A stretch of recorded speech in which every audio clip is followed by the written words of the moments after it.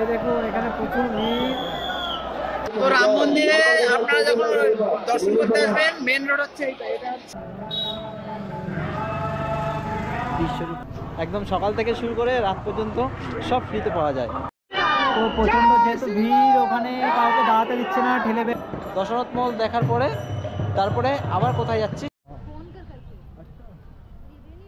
Station রোডেও অনেক hotel আছে, plus আপনারা থাকতে পারেন নয়াঘাটের কাছে। मंदिर की तरफ से प्रथम भंडारा है और जो हमारा भंडारा चलता है हमारे इसके मुख्य है।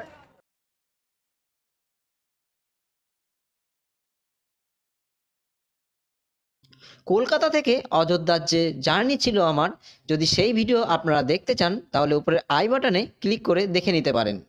তো স্টেশন থেকে বেরিয়ে একদম প্রথমে একটা ধর্মশালা রয়েছে, এই হচ্ছে গুজরাটি ধর্মশালা। তো এর যে নাম্বার আছে সেই নাম্বারটা আমি আপনাদেরকে পরে দিয়ে দেবো। তো এরপরে এই স্টেশন রোডে প্রচুর হোটেল আছে, সেগুলোর নাম্বার আমি পরে আপনাদেরকে দিয়ে দেবো, সেটা আলাদা ভিডিওতে। হাঁটতে হাঁটতে চলে আসলাম মেন রোডে এবং সেখান থেকে একটি টোটো নিয়ে রওনা দিলাম নয়াঘাটের উদ্দেশ্যে। তো মন্দিরের ওখান থেকে আমরা টোটো নিলাম নয়াঘাট যাওয়ার জন্য, যেখানে সারিউ নদীতে সবাই স্নান করে। তো এখান থেকে টোটো ভাড়া নিচ্ছে 10 টাকা। ওখানে গিয়ে আমাদের হোটেল নেওয়া আছে, হোটেলে আমরা যাব। তো আমি এখন চলে এসেছি, আমি যে হোটেল নিয়েছিলাম সেখানে, মন্দির মিথিলা রমন কুঞ্জ অতিথি নিবাস, এই হলো সে গেট। তো এখন যাই দেখি। তো এই হলো সিঙ্গেল রুম। নর্মাল এই রুমের ভাড়া হচ্ছে 300 টাকা থাকে। তো যেহেতু এখন মানে সিজন একদম, তো সেই জন্য এই রুম 700 টাকা নিয়েছে। তো দেখুন এই একটা চেয়ার দিয়েছে, এই একটা টেবিল, আর কিছু রাখার জন্য ছোট্ট একটা বক্স মতো রয়েছে, একটা ফ্যান রয়েছে, আর এই একটা বেড, ব্যাস এই। হোটেলে ব্যাগপত্র রেখে তড়িঘড়ি তৈরি হয়ে গেলাম সরিউ নদীতে যাওয়ার জন্য। আপনারা যদি রাস্তা থেকে আসেন, এই হচ্ছে মেন রোড, মেন রোড থেকেও আসতে পারেন, মেন রোড থেকে এইখানে। আর আমাদের যেহেতু হোটেল ওদিকে, এটা নয়াঘাটও বলে, তো এখান থেকেও আবার আসা যায়। এখান থেকে মেন রোড, আর এখান থেকে আমাদের হোটেলের রাস্তা, আবার এখান থেকেও আপনারা যেতে পারবেন।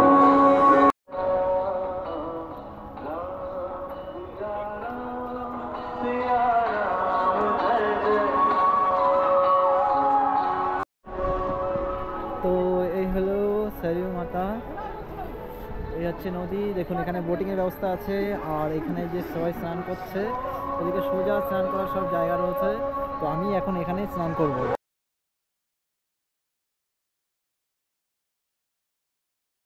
ড্রেস চেঞ্জ করার জায়গাও আছে, তো আপনারা এখানে স্নান করতে পারেন। সবাই স্নান করছে, আর বোটিং করার জন্য এখানে বোট রয়েছে, এখানে বোট।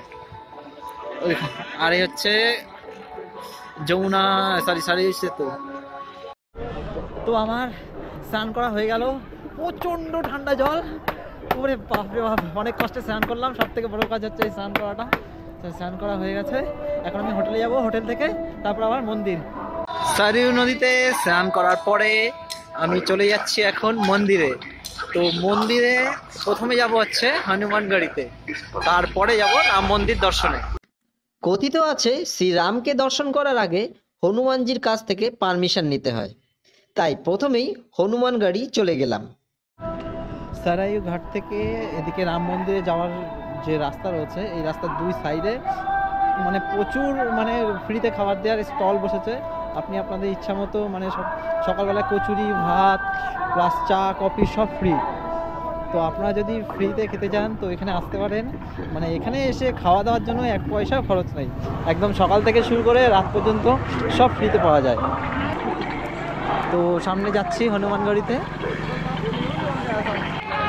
চলে এসেছি আমি হনুমানগড়িতে। এই হচ্ছে ঢোকার রাস্তা, সোজা গিয়ে বাদকে গেলে হনুমানগড়ি। তো চলুন যাওয়া যাক। তো এই হচ্ছে হনুমানগড়ি যাওয়ার রাস্তা। দেখুন এখানে সব যে ঘরবাড়ি সরকার থেকে করে দিয়েছে, খুব সুন্দর সব, আর দেখুন ডিজাইন একই রয়েছে। এই সোজা গিয়ে এই যে মোড়টা ব্যাগটা দেখা যাচ্ছে, ওখানে হচ্ছে হনুমানগড়ি।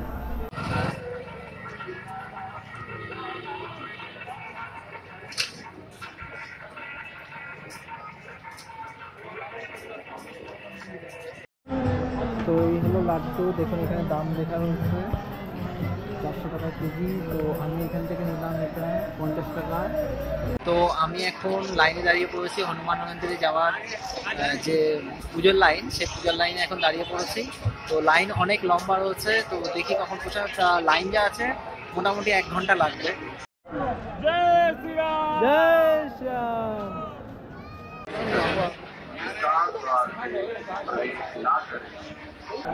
জয় শ্রীরাম।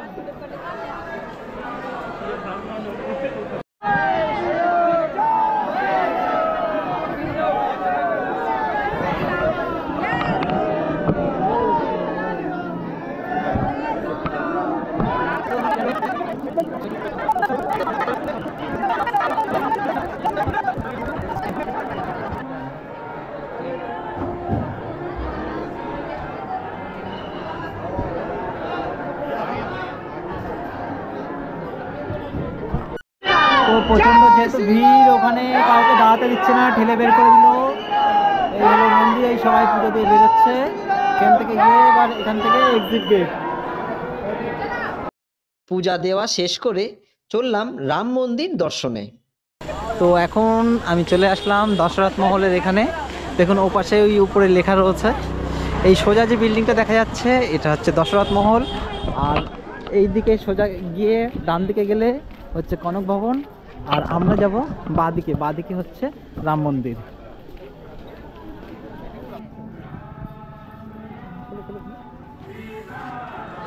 এখানে মন্দিরে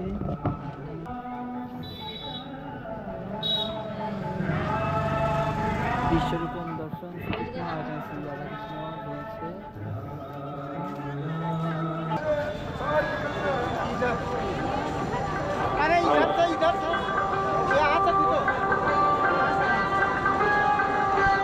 তো রাম মন্দিরে আপনারা যখন দর্শন করতে আসবেন, মেন রোড হচ্ছে এটা হচ্ছে আপনার হচ্ছে বিড়লা যে ধর্মশালা আছে, বিড়লা ধর্মশালার গেটের সামনে পুরো একদম এই গেটটা, এখান থেকে আপনারা ঢুকবেন।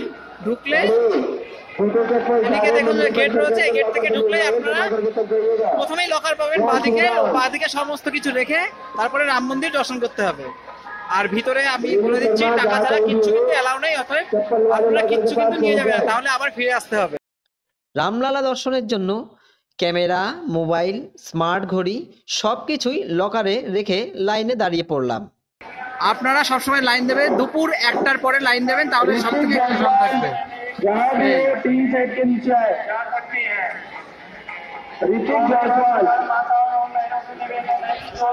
রাম মন্দির খোলা থাকে সকাল 6টা থেকে দুপুর 1টা পর্যন্ত, আবার বিকেল 3টে থেকে রাত 10টা পর্যন্ত।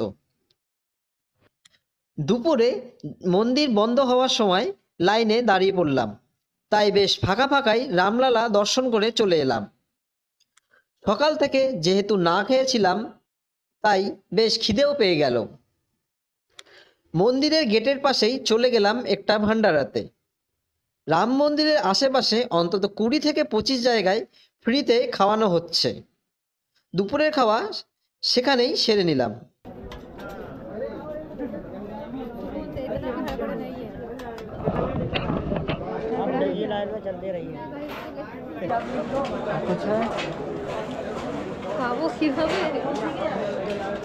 ডাল দিয়েছে, একটা তরকারি, দুটো লুচি আর ভাত দিয়েছে, আর একটা কিছু একটা মিষ্টি।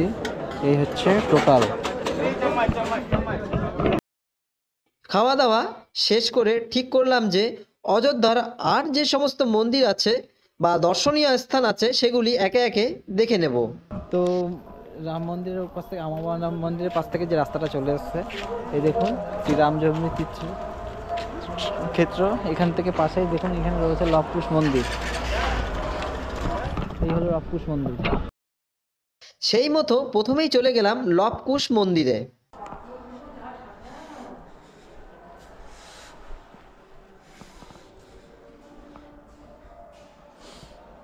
এখানে দেখুন, তো রাম মন্দির পিছনে এই মন্দিরটা সাউথ ইন্ডিয়ান মন্দির। তো এখানটায় এর আগে চালু হয়নি, তো দেখে আসি একটু।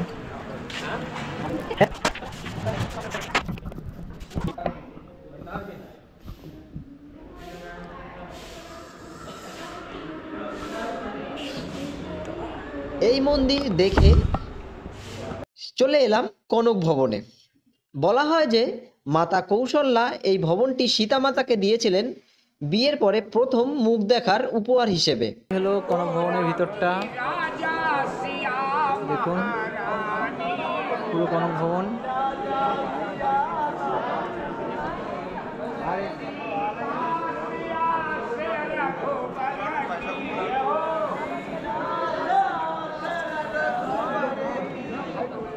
আর সোজা হচ্ছে সেই মূর্তিগুলো রয়েছে এখানে। তো এই হলো কনক ভবন। কনক ভবনের ভিতরে দেখুন মাতা সীতার অপূর্ব, রাম লক্ষ্মণ সীতার অপূর্ব মূর্তি রয়েছে।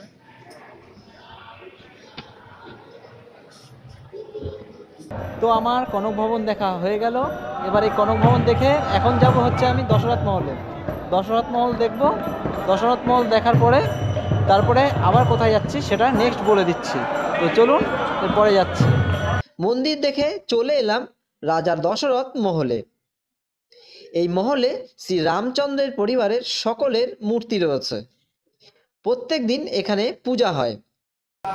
তো এই হলো দশরথ মহল। দেখুন দশরথ মহলে এখানে সামনে মানে রাজা দশরথের সমস্ত ফ্যামিলি মেম্বারদের মূর্তি রয়েছে। আর সামনে এখানে প্রসাদও দিচ্ছে, আপনারা চাইলে এখান থেকে প্রসাদ দিতে পারেন। আর এই হলো টোটাল এই হলো টোটাল দশরথ মহল।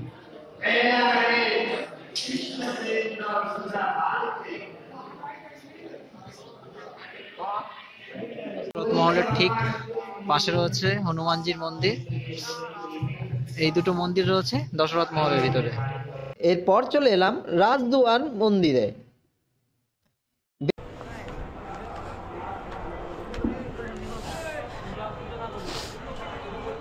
তো এটা হলো প্রাচীন শ্রী রাজদুয়ার মন্দির, অযোধ্যা। এই হলো মন্দির, খুব পুরনো মন্দির, বেশ সুন্দর। তো মন্দিরটা হচ্ছে একদম হনুমানগড়ি যে মন্দির রয়েছে তার আগেই। চলুন ভিতরে গিয়ে দর্শন করি। তো এই হচ্ছে মন্দিরের ভিতরে, এখানে রাম লক্ষ্মণ আর সীতার মূর্তি বিগ্রহ রয়েছে ওই ভিতরে। আর এখানে হনুমানজি রয়েছে দেখুন। আর এই শ্রী রাজদুয়ার মন্দির, যেটা বাইরে থেকে আপনাদেরকে দেখালাম। এগুলি দেখতে দেখতে রাত হয়ে গেল। হোটেলে ফিরে এলাম। এরপর চলে এলাম অযোধ্যার রাজসদনে। এই রাজসদনের ভিতরে প্রবেশ নিষেধ, তাই বাইরে থেকে দেখে নিলাম এবং অভিষেকদার কাছ থেকে এর কিছু ইতিহাস জেনে নিলাম। এরপর রাতের খাবার জন্য চলে এলাম একটি ভান্ডারাতে। বেলা বিশাল আখড়া, তো এখানে ফ্রিতে খাওয়ানো হচ্ছে এখানে। তো এগুলো টেস্ট করা যাক, আর দেখি যদি এই আখড়ার সম্বন্ধে কিছু জানাতে পারি তো সেটা আপনাদেরকে জানিয়ে দিচ্ছি। बोलिए। जय श्री राम। ये हमारे हरियाणा से कैथल जिला कैथल से आए हैं, हम भंडारा लेके गए। गुरु गोरखनाथ जी के नाम से राम जन्मभूमि मंदिर की तरफ से प्रथम भंडारा है। और जो हमारा भंडारा चलता है, हमारे इसके मुख्य है राम जी के नाम से, जिनका नाम राम जी है और राम जी की सेवा में उनकी सेना है। हम यहाँ 250 आदमी आए हैं। एक bus stand Ayodhya bus stand पे भी लगा भंडारा 15 दिन से, एक यहाँ शुरू हो रहे हैं। ये कम से कम 60 दिन की हमें मंजूरी मिली है। अच्छा। और भगवान ने चाहा तो ये लगातार भी चलेगा। मेनू में क्या क्या है? मेन्यू में तो एक सुबह चाय होती है, बिस्कुट होता है। 9-10 बजे के 9-10 बजे के बाद नाश्ता होता है, उसमें खाना, सब्जी, चावल, रोटी, पूरी और मीठा, एक मीठा। शाम को भी एक मीठा, शाम को चाय चलती है, बिस्कुट चलता है, अटूट लंगर चलता है हमारा। অযোধ্যা ভ্রমণের প্রথম দিন যেখানে যেখানে গেলাম আপনাদেরকে দেখালাম। তাহলে আজকের ভিডিও এ পর্যন্তই। দেখা হবে অযোধ্যা ভ্রমণের দ্বিতীয় পর্বে।